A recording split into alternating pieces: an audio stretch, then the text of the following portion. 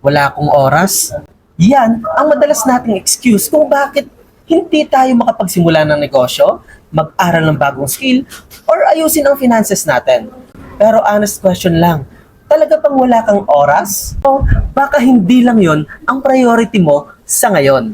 Alam mo ba na ang mga Pilipino ay gumugugol ng average 4 to 6 hours daily sa social media? Scroll dito, scroll doon, Netflix, TikTok, ML, chismis. Okay lang naman yan. We all need to relax. Pero kapag dumating yung time na, bakit parang walang nagbabago sa buhay ko? The answer might be hidden in your daily routine. Try mo tong 3 things na to. First, mag-allocate ka ng at least 1 hour a day para sa personal growth mo. Second, i-audit mo ang oras mo ngayong linggo. And third, set non-negotiables.